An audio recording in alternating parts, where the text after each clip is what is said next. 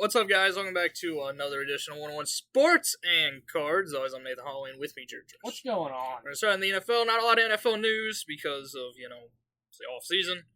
Nothing really kicks into high gear until the draft. But there was one piece of big news that everybody saw coming. The Jets and Aaron Rodgers are officially parting ways. We knew this was coming. He didn't perform well at all in his basically one season there. You can't say his first year because, tore his Achilles.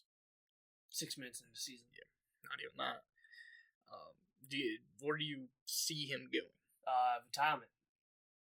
You know where I see him going, and you're going to hate. I don't want the Vikings to get him. I don't want him. He's going the Brett Favre. I don't want him. We don't need him. You might not have Sammy D. Yeah, we can go get Stafford. Stafford could be moved. I'd much rather have Stafford. Which is stupid on the Rams part. They're already trading away Cooper Kupp. Yeah. I'd much rather get Stafford. The Packers are also interested in both Devontae Adams, because since Devontae Adams is not going to be a Jet anymore, because, him and Rodgers can't, be together. Packers are interested in bringing him back as well as trading for Max Crosby of the Raiders, which would be a great move.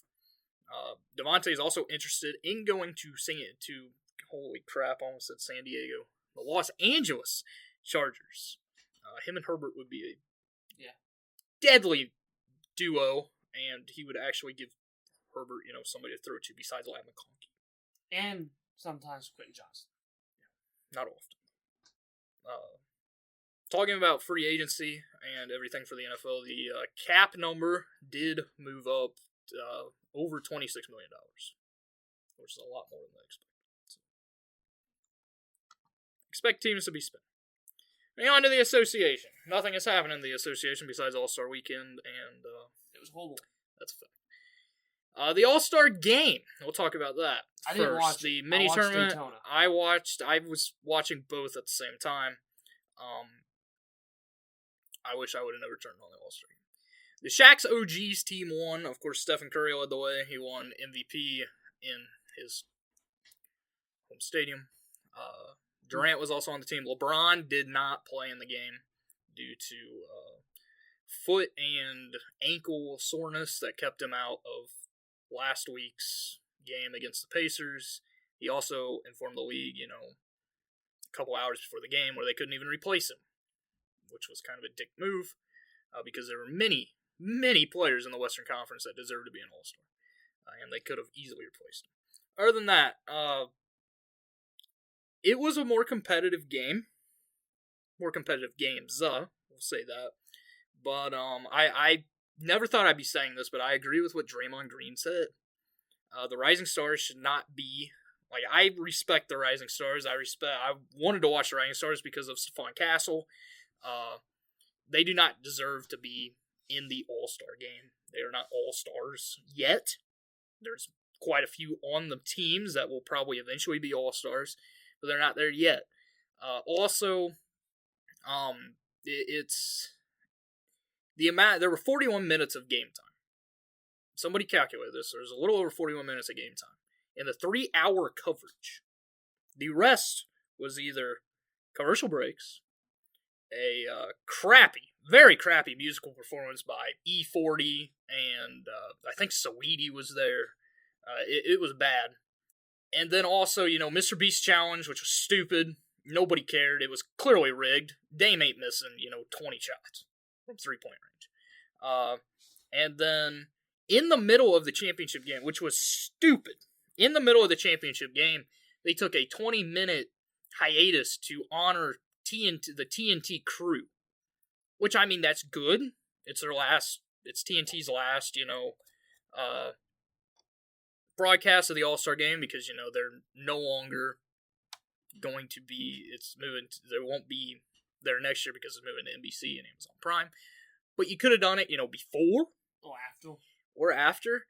Also, the fact that they didn't honor anybody else from TNT besides, the inside TNT crew, or inside the NBA crew with, Ernie, Shaq, Charles, and Kenny.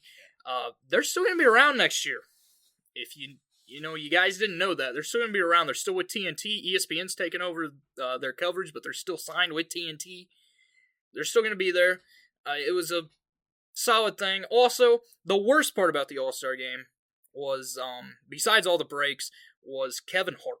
The amount of times that Kevin Hart just said the stupidest shit possible and acting like he's funny. He's not a funny person.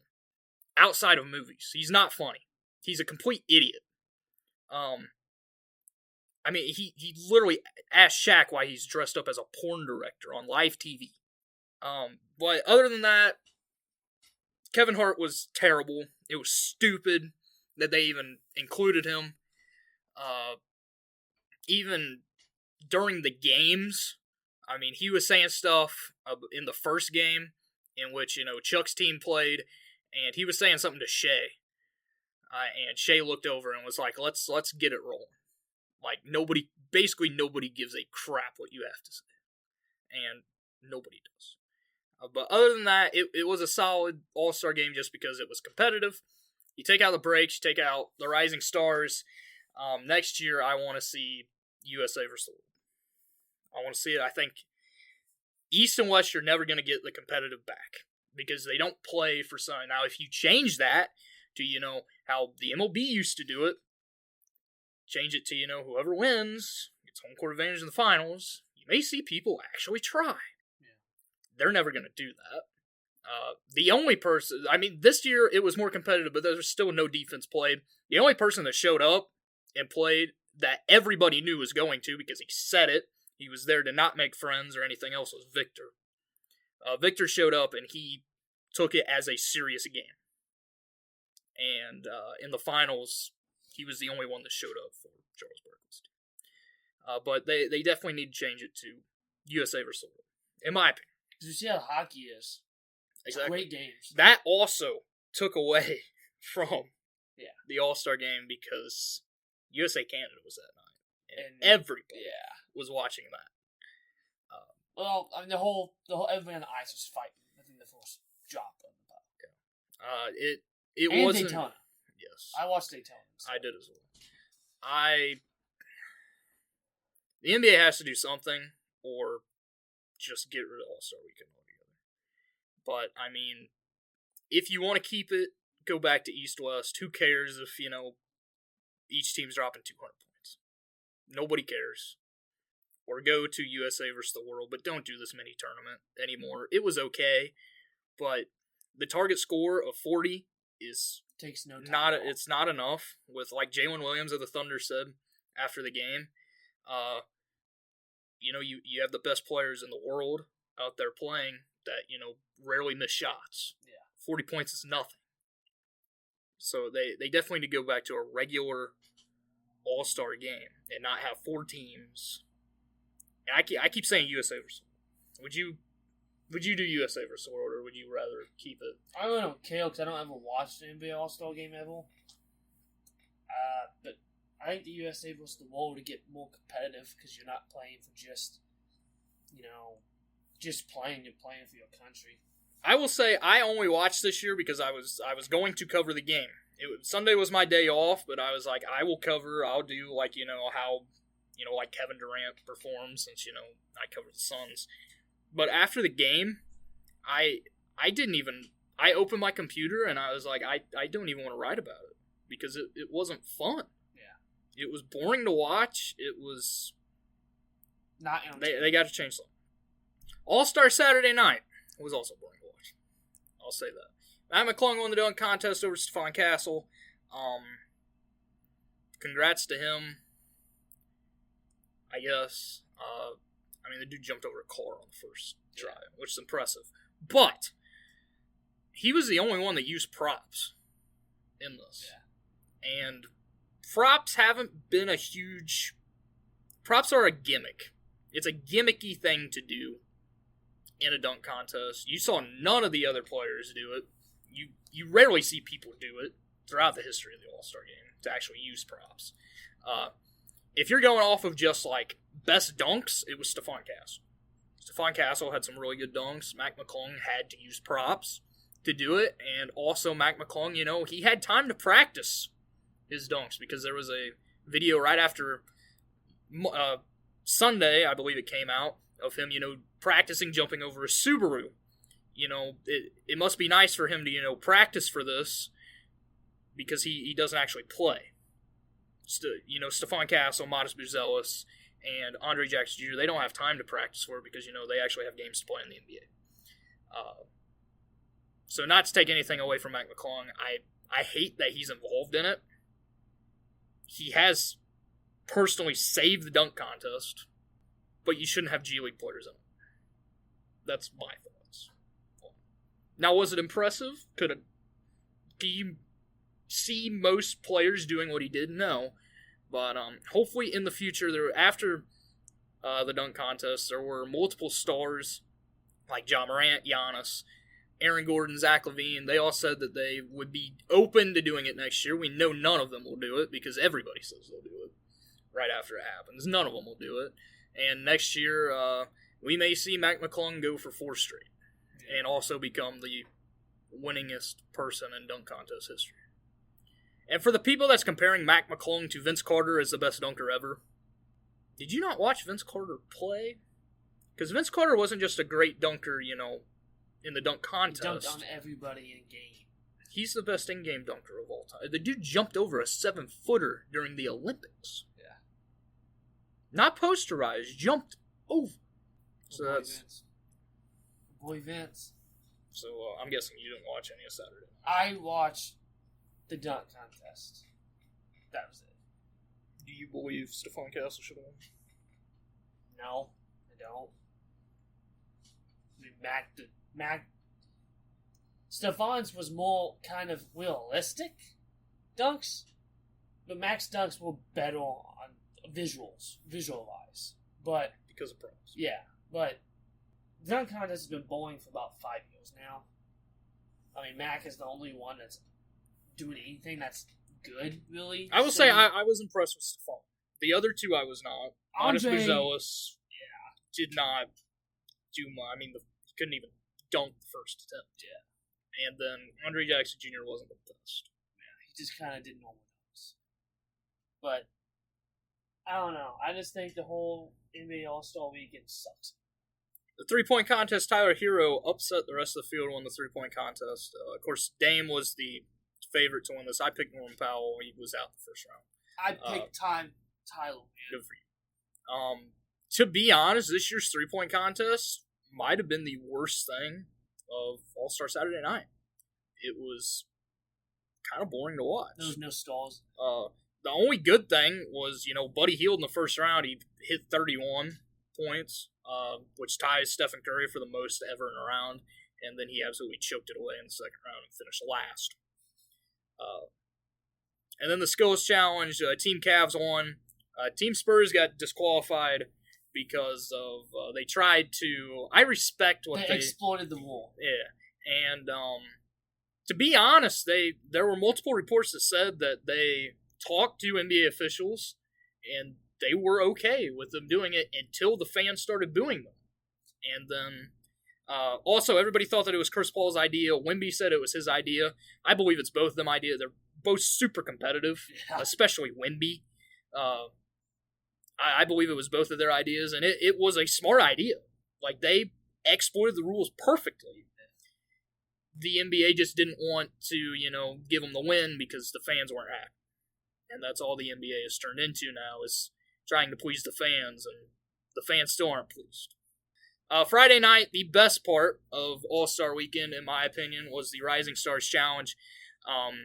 Team Chris Mullen won, with Stephon Castle winning MVP. Every single game was competitive. They also did the 4 teams. It was competitive. It was great to watch the young guys play. And it's the most competitive because the young guys actually have something to prove when they're out there. And it was no doubt the best thing of All-Star Weekend. But they desperately need to change things next season in Los Angeles, because they will be at the Clippers' new arena for the next year's All-Star Game. So with the NBA season coming back, it is back on. Technically, it's back on tonight with the Lakers taking on the Hornets. Nobody really cares about that game, though, because it's the Hornets. And so technically it starts Thursday night. Wednesday night's game also a makeup game from the Los Angeles Fires. So I'm going to give some mid-season predictions. I've been doing this all week because I've been grading over the last 2 days. I have graded damn near every player from the Kings, Nuggets, Suns. No, I didn't do the Suns. I graded teams, I graded players. It's a lot of competitive stuff. But this is going to be mid-season predictions, and we're going to start out.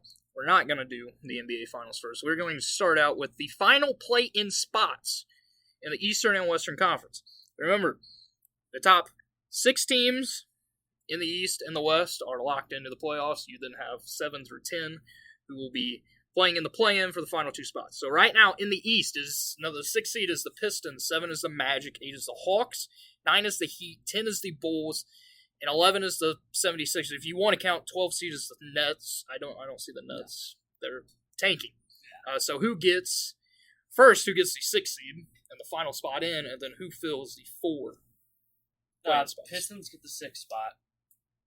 And then the next 4, Magic, Bulls, 76ers, Magic. It's the Magic twice. Did I say the Magic twice? Yes, you did. Hawks. Sorry. You're saying the Heat don't make the play. I'm going to go with, I think the Magic get the 6th seed. 7 is going to be the Pistons. 8 is going to be the Heat. 9 is going to be the 76ers. And 10 is going to be the Bulls. I believe the Hawks are going to fall. The Hawks did everything possible to ruin their team at the All-Star break. The Bulls also did that, but the Bulls are still a decent enough team that they're going to win games. The Hawks, they have, Trae Young, and then he's their only offensive weapon since, DeAndre Hunter's gone. Jalen Johnson's hurt for the rest of the season. Dyson Daniels kind of cooled off after his hot. It's still a great defender, but I don't see them getting it. In the West, the 6th seed right now is the Clippers. The 7th seed is Timberwolves, then the Mavs, Kings, and Warriors. The first 2 teams out are the Suns and the Spurs. So who gets the 6th seed in the West? Timberwolves.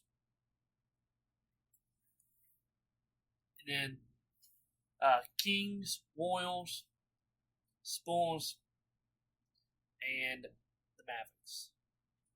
You're saying the Suns don't make it? No. I agree with that. They suck.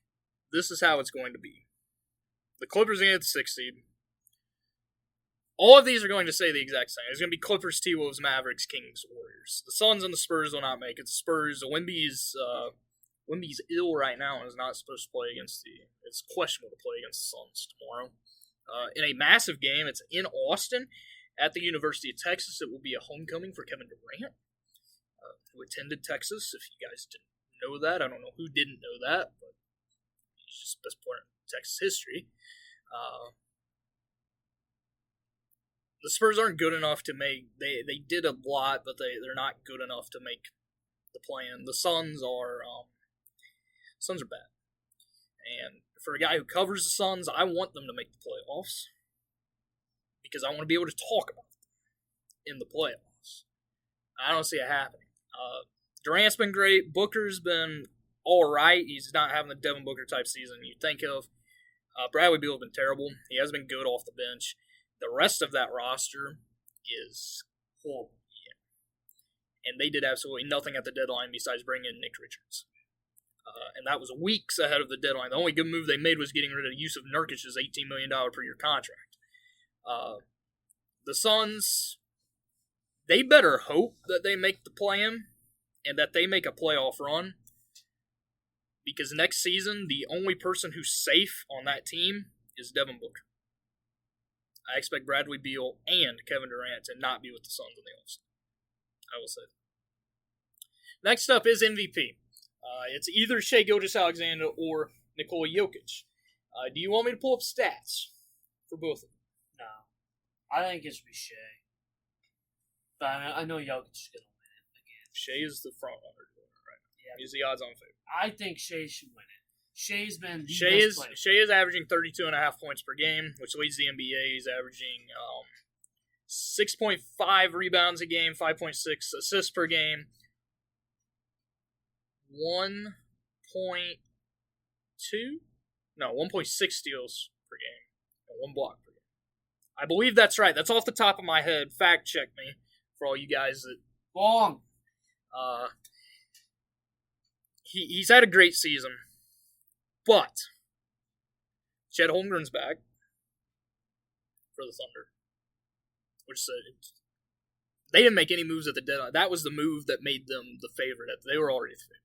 That's the move that made them the favorite at the deadline, was getting Chet back. Like, they didn't have to go trade for, a star player or a decent role player. Getting Chet healthy was the biggest move they've had. With Chet back, Shea's opportunities are going to dwindle. And also on the other side, Nikola Jokic is averaging a triple-double. He would become the third player in NBA history to average a triple-double, joining his teammate Russell Westbrook and also Oscar Robertson. Of course, Westbrook's done it 3 times with 2 different franchises. But he is averaging 29.8 points. So almost a 30-point triple-double, which is amazing when you think about it. He's averaging 12.6 rebounds and then 10.4 assists, I believe. Something like that. He's also averaging almost 2 steals per game, which for all the people that say, Jokic isn't a good defender, he's improved. The fact that today is Jokic's 30th birthday, so happy birthday to Jokic. The fact that he is in his age 30 season, he's already a 3-time MVP. He should be a 4-time MVP because Joel Embiid did not deserve it that one season, to be honest. I don't know if you agree with that, but there's a lot of people that do. The fact that he's having the best season of his career. The Nuggets are also the hottest team in basketball. They entered the All-Star break on an 8-game winning streak. They're up to 3rd in the Western Conference standings. They're a half game behind the Grizzlies for the 2nd seed. Of course, nobody's going to catch the Thunder in the West unless the Thunder just absolutely something happens with the Thunder. They have an 8-game lead right now. But it should. This is going to be honest, they should do co-MVPs. Because both Shea and Jokic deserve to win it. This is the same thing that happened last year. Both of them deserve to win it. They gave it to Jokic. I believe this year they're going to give it to Shea. Just because of voters' fatigue and everything like that. But if you look at the stats, Jokic is the best player this season. And it should be Jokic. Especially if he can average a triple. That's my thought. But both players deserve it. I will not be mad either way because, for one, I cover both players every day. So I won't be mad either way. But I would pick Jokic. They both deserve. Rookie of the Year, the clear front runner right now is Stephon Castle. You also have Alexander Sarr, Jalen Wills, and Zach Edey. It's Castle. It's Castle by a landslide. Unless he just sucks in the second half of the season, which I don't think he will, because I eventually believe that once Pop returns, Pop was seen at the Spurs facility today. There are reports that he may be back on the sidelines after the All-Star break, which will be great to see. Because he's going to die on the court. It's Castle. I believe he's going to end up becoming a starter as well. Next to, I think they'll move Chris Paul to the bench eventually, just because they don't need 2 point guards in the starting lineup. And Castle will be moved to the starting lineup where he is. I mean, he's looking like the 3rd star. Like you have Wemby as the Tim Duncan, to make a great comparison. Wemby as a Tim Duncan, De'Aaron Fox as a Tony Parker, and Stephon Castle as the Manu. Except Castle is a better Manu. Yes. Starter. Manu started his career as a starter, then moved to the bench. Which I compared earlier in the season to what they did with Bradley Beal in Phoenix. But unless something happens, he's easily going to run away with this. The only person that's close to him, I believe, is probably Zach Edey. 6th man of the year, it's really between 2 guys, Peyton Pritchard or Malik Beasley. Naz Reid's also up there. That one's tough. I'm going to go Malik Beasley just because he is helping the Pistons win games for the first time in years. I'm going to go the other side. Celtics boy didn't pick, Celtics player. Yeah. I'm picking Peyton Pritchard. Peyton Pritchard has been great. He would be a starting point guard anywhere else in the NBA. Except for in Boston, because they have Jrue Holiday. He's had a great season off the bench. He's been electric for them. I believe Malik Beasley's had a great season. I mean, he's going to set the record for the most 3-pointers in Pistons history, which is amazing. He's going to set that within the next month, which is amazing to think about. But Pritchard has been, although Beasley has been a huge part of the Pistons' success, most people are going to look at, Cade, Duran, all of them as being the bigger success pieces there, and Malik Beasley isn't a household name. Pritchard is a household name. I mean, people have been high on Pritchard since he was drafted. Everybody's tired of the Tatum, Jaylen Brown, Porzingis, all that crap. You're looking at Pritchard at this point. So I believe Pritchard. Defense Player of the Year, it's over. It's Wemby. Yeah. It's not even close. You're going to see this for the next 20 seasons, to be honest. Most Improved Player, there are quite a few. Cade Cunningham is there. Dyson Daniels, Norman Powell. I also want to throw in a third that I did not see anybody, but I covered him today. Give him an A grade midway through the season, is Christian Brown of the Nuggets, who's having an amazing season. But out of these three guys, who would you pick? I'm going to go Cade. He is the Pistons' number one guy. They needed him to play well to succeed, which is why they drafted him first overall. And he's finally doing it because he's not injured. Knock on wood. He has not been injured. He has stepped up his game. He can shoot the ball even better than he could. He's not scared to drive in anymore. He is playing like the Cade we saw at was it Texas? Oregon State. Oregon State, yeah. Sorry, I was going to say Texas Tech, but I'm like, that's not it. We are finally seeing college Cade Cunningham back, and he deserves to have it because he's had a rough first couple seasons with this team. I'm going to go complete opposite way. Cade deserves it, but I don't like giving Most Improved Player to former first overall picks. Like, you're expected to be good. That's like giving, that's like earlier in the season, people were saying that Wemby should win Most Improved Player. They have. To me, although I love my boy Dyson Daniels, and if he wouldn't have had a little bit of fall off, which could improve in the second half because the Hawks are trash, I'm going with Norman Powell. Norman Powell is having the best season of his career at age 30. Nobody expected him to be as good as he is right now. I'll go ahead and say he's the Clippers' best player. He's better than Harden right now. He's a lot better than Kawhi because, he can actually play. And not on a minutes limit every night. Norman Powell is having a great season. He's second on the team in scoring behind Harden. But he's had a great season. And nobody expected this out of him. Most people, you ask most people around the league, probably don't even know who Norman Powell is. I mean, I know who Norman Powell is. But a lot of fans do. Yeah. Norman Powell is a great player, and he's finally showing it this season. So I think he should win a Most Didn't he get drafted by Trailblazers? He's been on a ton of teams. Yeah. I don't know. Coach of the Year, you have Kenny Atkinson of the Cleveland Cavaliers, Ime Udoka of the Houston Rockets, or JB Bickerstaff of the Pistons. You can also go with somebody completely different. I mean, you can go with Mark Daignault of the Thunder. I'm going to go JB Bickerstaff. Just because the Pistons were the worst team in basketball last year. Past 2 years, they were one of the worst teams in basketball. They were the worst team in basketball the last 2 years. Yeah. They are now fighting for a playoff spot. So I think he deserves it more than anybody else. I agree with that. It's amazing that you see Kenny Atkinson and JB Bickerstaff. JB Bickerstaff was the coach of the Cleveland Cavaliers last year. Yeah. It's amazing to see what he's done in a new home. All are well deserving. Yeah. I mean, Kenny Atkinson has the Cavs. They're tied with the Thunder for the best team in basketball. In my opinion, they're the second best team in basketball. They're the best team in the East.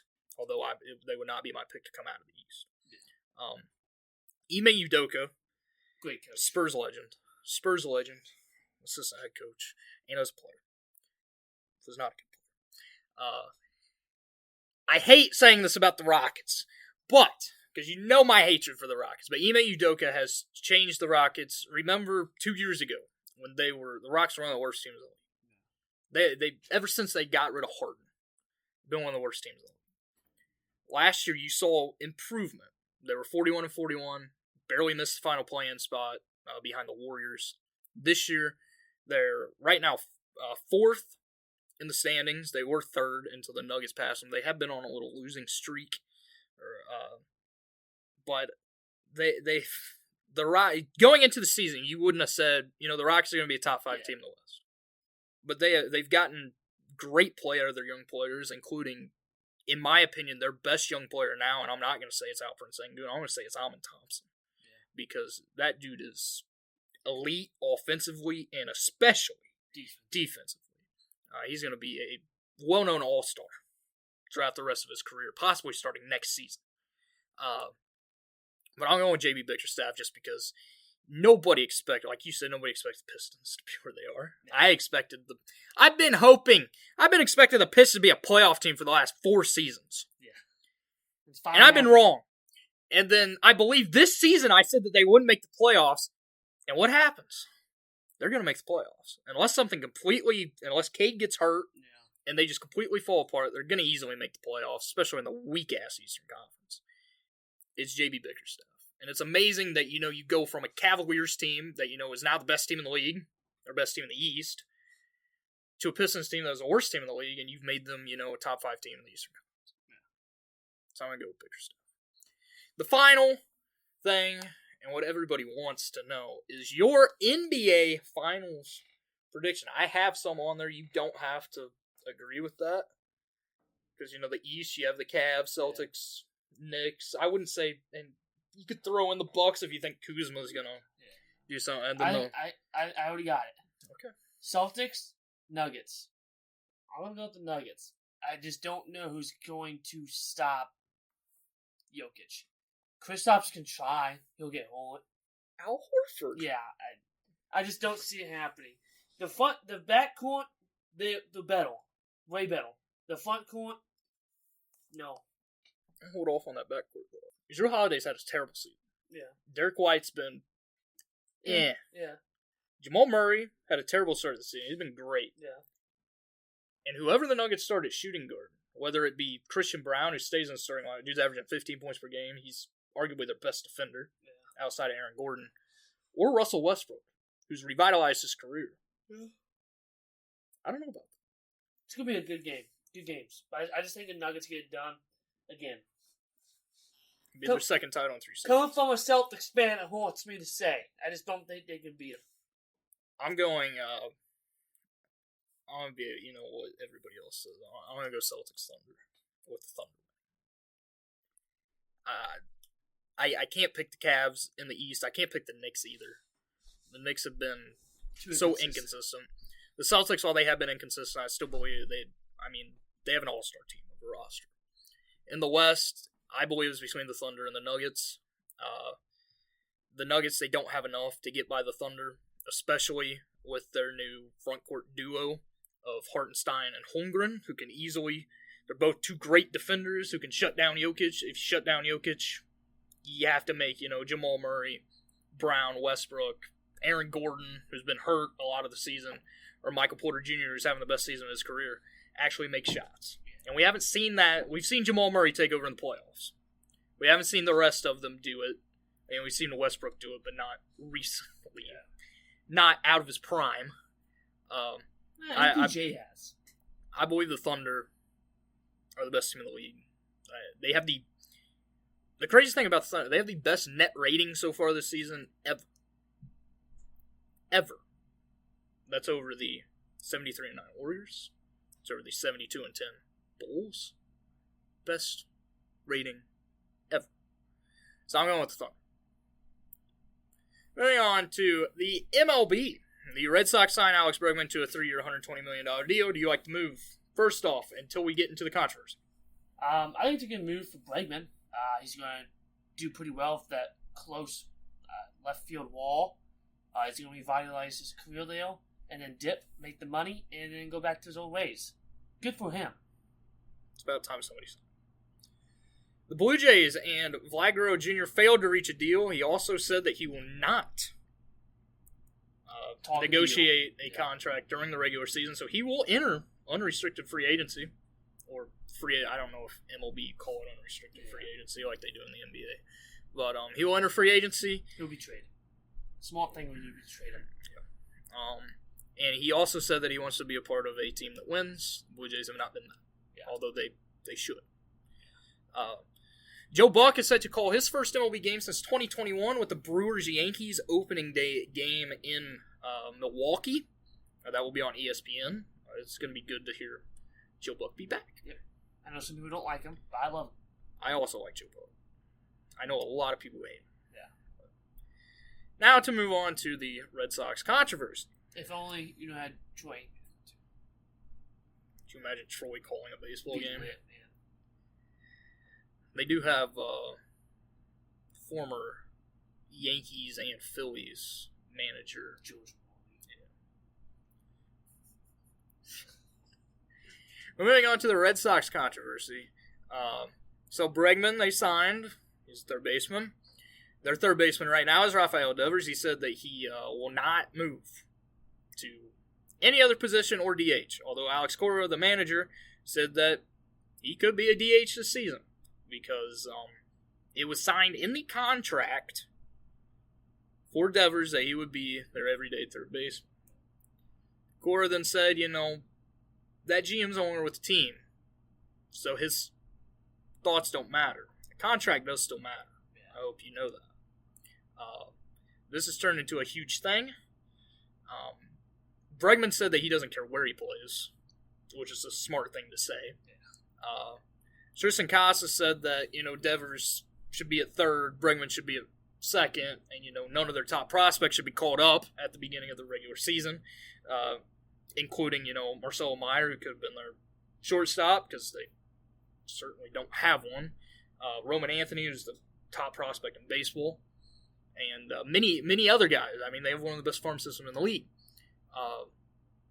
This could end up bad for the Red Sox. What are your thoughts? I would not piss off Devils, because here's the reason why. Yes, you got an all-star in Bregman, and he has been in the MVP running before. He is older. He is not the future of your team. The future of your team is Rafael Devils. He is a top 3 He's a top 3 hitter in baseball every year. Yes, his defense can be atrocious sometimes. He is getting better, though. Can get much worse. No, but he's getting better. And the Red Sox said, you are a third baseman until you are ready to move to DH. It's already been told he is going to be a DH later in his career. He knows that. But that time is not now. Don't be stupid, Boston, and piss off your number 1 guy for a guy that's going to leave you guys this season when he opts out of his contract, if he has a good season. Don't screw it up, Boston. This is a generational talent on your team. And I'm not saying generational because I love Rafael Devils. He is generational. You also don't want to screw anything up this early in the season because the Red Sox, with what they've built, they have a very good shot of being not only a playoff but a World Series team. Their rotation is elite now, especially with Crochet being added. If they can get, half of what Tanner Houck and everybody did last year, their rotations, their hitting's great. I mean, it has been. Their hitting hasn't been the issue. It's been their pitching, especially their bullpen, which they did improve a little bit. But I agree with everything you said.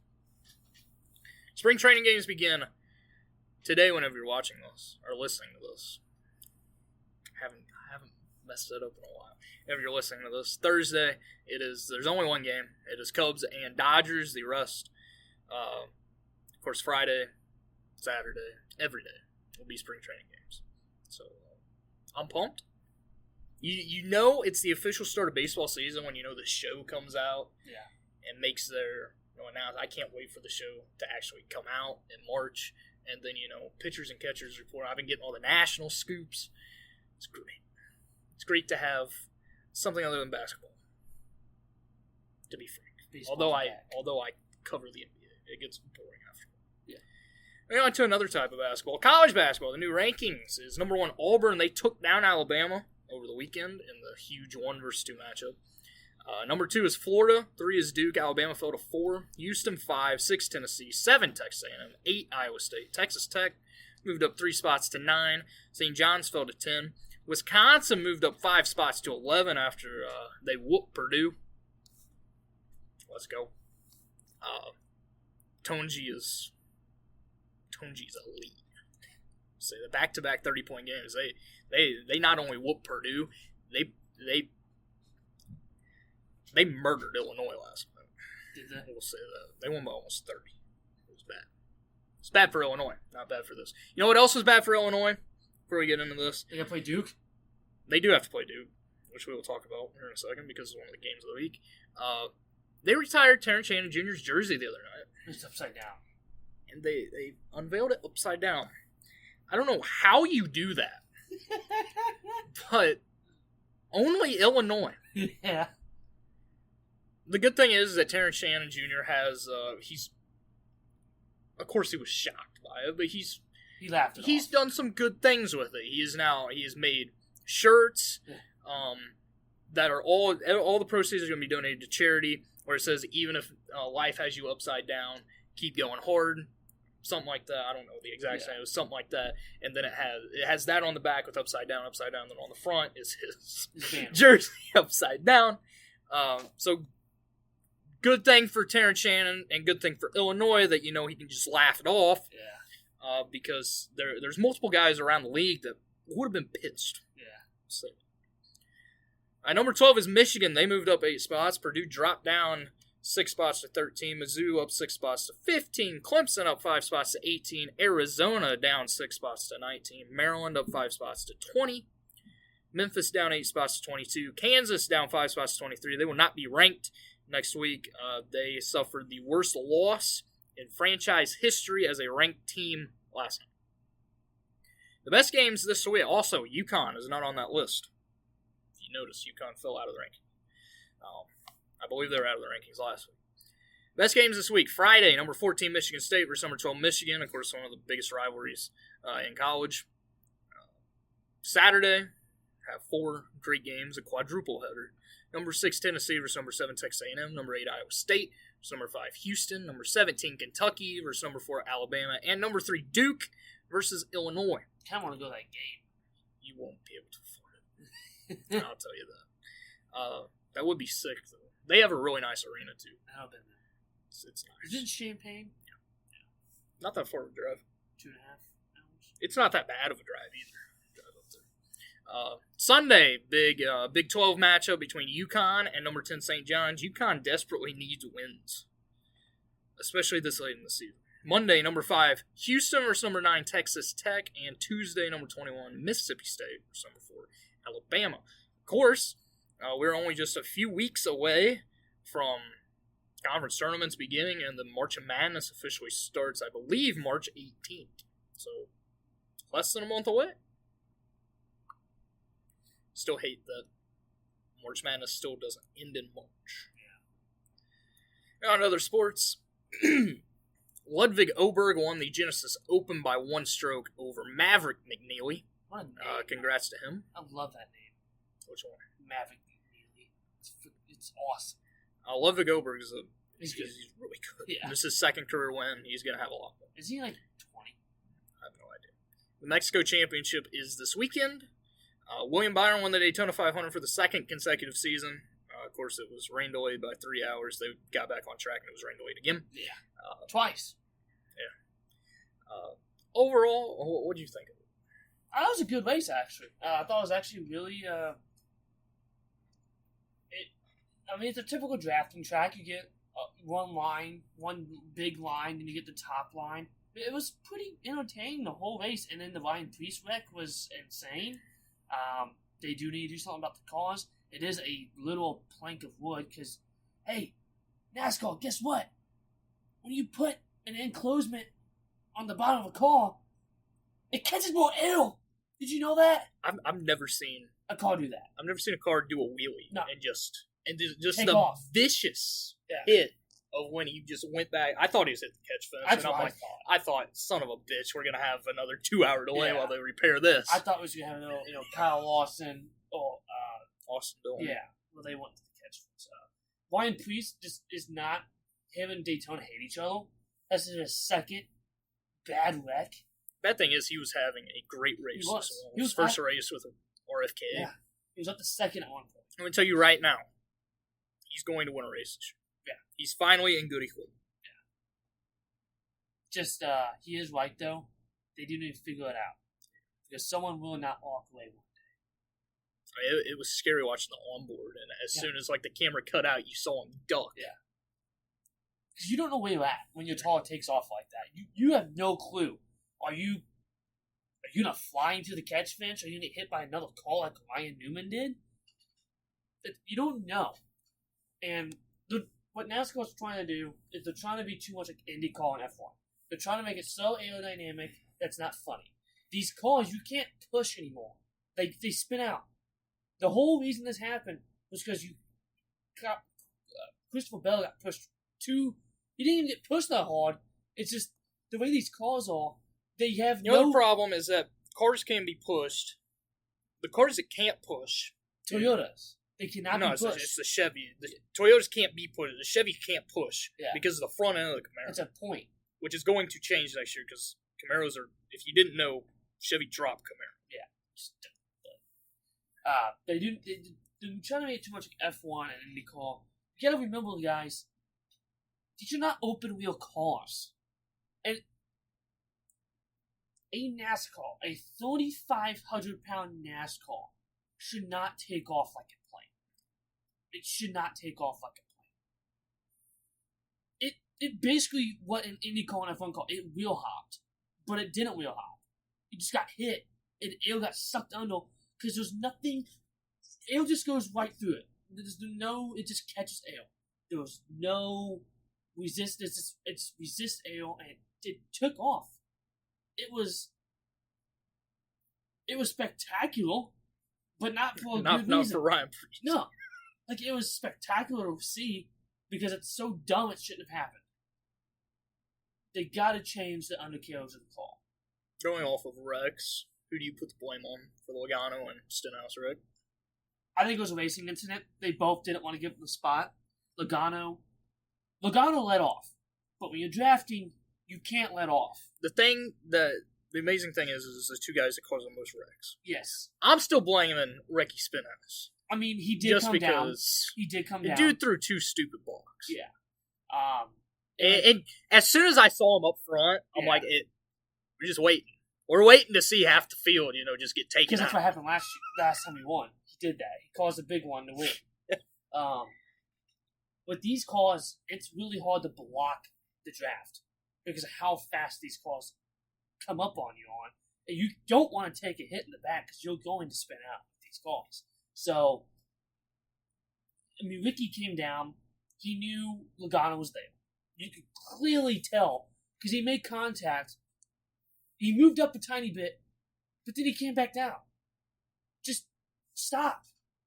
And Logano, he forced the issue, but he let off. But you cannot let off in drafting class. I want to call out Logano not for a bad reason, but for a great reason. In fact, he had the best car all weekend. Yeah, there was wasn't close. The dude came from last twice. A lap down. Yeah, and it was impressive. And then just one stupid thing takes him.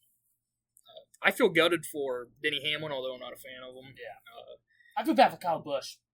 I do too. Because he was up to second, he had a good chance to win, and that happened. You know who I do feel great for? Jimmy Johnson for third. Congratulations, Jimmy. It's probably the last time you'll ever get a top 5, which is sad to say. It might be the last time he gets a top 10. It's sad to say. Yeah. Because he's the best driver in NASCAR history, in my opinion. Congrats to Willie B. He just always finds a way. He's never the fastest car. He just finds a way. Did you hear the last lap with when Custer wrecked? Custer's radio, the spotter, because they both have a red car, him and Byron. Yeah. He was calling Byron and not Custer. And that's what caused it. And so Byron was coming around and he was like, man, just stay on the gas. Stay on the gas. Just come to the checker. No caution. 2 back. Come to the check. Like, did you thought they were going to win the Daytona 500? And then all you hear is just silence and then damn it. Sorry, Cole. I was looking at Byron's damn car. It's like, just imagine Custer just sitting in the infield right there after, just going around like a freaking pinball and just like, it's like, buddy, we're not about to win. I'm sitting on the backstretch wrecked. Yeah. I had a good chance to win until this happened. Yeah. He probably got fired. It was a great race. It was a good I will race. say that. Atlanta is going to be awesome. Every race this weekend was great. The truck race was good. Yeah. You didn't have a lot of stupid things happening like normal in the truck. There were some. Yeah. But the Xfinity race was great. Yeah. It always is. I think Cassie Neves had the worst luck. That's a fact. Ever. The worst race was ARCA. If you made the mistake of watching it, I watched the ARCA race just because I knew it was going to be a wreck fest. I'm pretty sure all but 2 cars wrecked in that race. Also, we need to have Cletus McFarland back because his post-race interview after he got taken out was Ricky Bobby-esque. He's a YouTuber. Yes, I do. Yeah. I looked him up. I know Cletus. I watched. He's hilarious. He's hilarious. He went up into the freaking booth with a sleeveless shirt and just didn't care what he said. He's crazy. He did tell Dale Jr., because he appeared on Dale Jr.'s download this week, I believe today, actually, that he will be racing Talladega. He's actually a really good driver. He's just batshit crazy. If you watch his YouTube, you'll figure out why he's batshit crazy.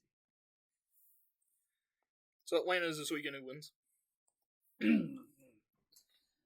This has gotten harder. I know. With Kevin Harvick, retiring, because he used to just be like, Atlanta, Kevin Harvick. Yeah, because he won every year there pretty much. It's a new track too. Yeah, it's way better than what it used to be. It's actually a really fun track. This is the track with a 3-wide finish, with the closest finish in history. It's also going to be another drafting track. Yes. I think Priest gets it done. Priest. I think he gets it done. He's going to have to win a drafting track. I believe he's got a better chance to win a drafting track. There's a better chance of winning at a short track. That's what he grew up racing. I think Priest gets it done. He gets his first career win in Cup? Yeah. I'm going to go with another guy who was disappointed last week at Daytona. I'm going to go with, he's great at Atlanta. And I believe he has to win a drafting track because the cars are not good enough. It's Kyle Busch. Yeah. I don't think RCR has a good enough package anywhere. Which is sad. Yeah. That one of the best drivers of all time is going to go winless in his probably last season. Because he's on a terrible team. Also, other big news out of NASCAR, partial owner of Trackhouse Racing, Pitbull, stepped down. He's leaving NASCAR. He announced that 2 days before the Daytona 500, which is a very weird thing to do. Yeah. He also performed. He did. He said this is the last thing that's going to happen with him in NASCAR. So I want to know what happened, actually. Because Trackhouse came out and said, it was mutual agreement. Pitbull, from what he put on Twitter, it didn't sound like a mutual agreement. Something happened. That's going to be something to watch, because Trackhouse has 3 drivers. Justin Marks has enough money. I guess. Does he? He's a terrible driver. He's a great businessman.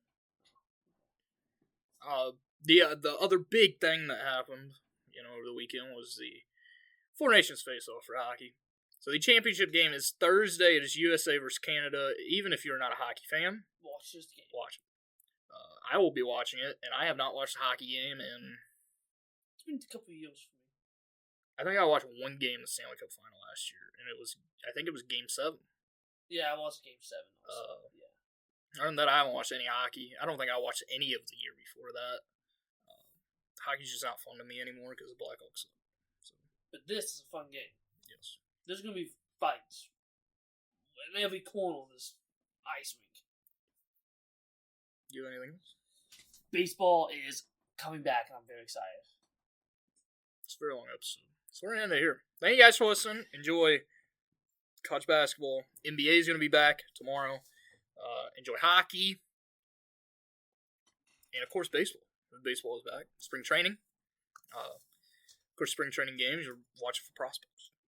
Remember that. Yeah. I'm watching for prospects. I'm watching for the Nationals. I got to see this new pitching staff. Thank you guys for listening. Come back here next week.